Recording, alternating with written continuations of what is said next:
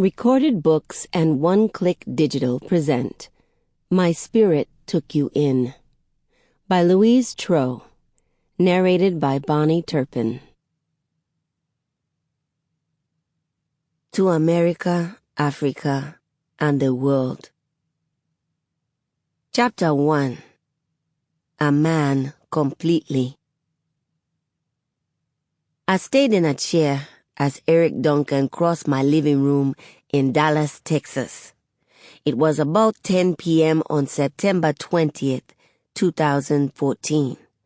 I had not seen him in 16 years. He was over 6 feet tall with a shaved head. I'm not such a big woman, 5 feet and 4 inches. I stood up and greeted him.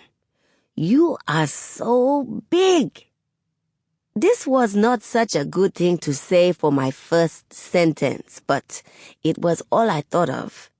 He was so skinny when we met 20 years ago.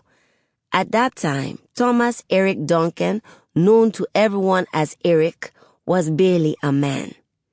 Exiles on the run from the war in our country, Liberia, we lived with thousands of others in a refugee encampment in Duncan, a city in the Ivory Coast. Then Eric was a kind, almost man, growing into a gentle, grown man.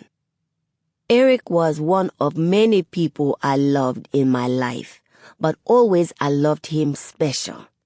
I can't say why. It was like God picked us for each other. Our spirits knew each other from that first day when he called out to me on a dusty road in Duncan. In my living room, Eric said, "I thought you would be bigger, eating all this American food." "You can't eat everything here or you will be too big," I told him. We were nervous.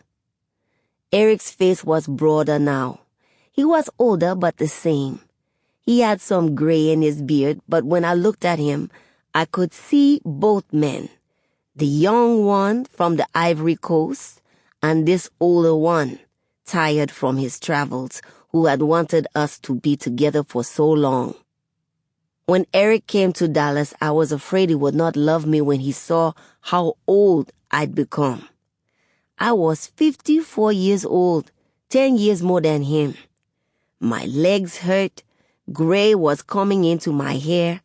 I worked as a nurse assistant at a senior living center. My hands were rough from so much Clorox, so many years of cleaning, dishes, pots, sinks. Sample complete. Ready to continue?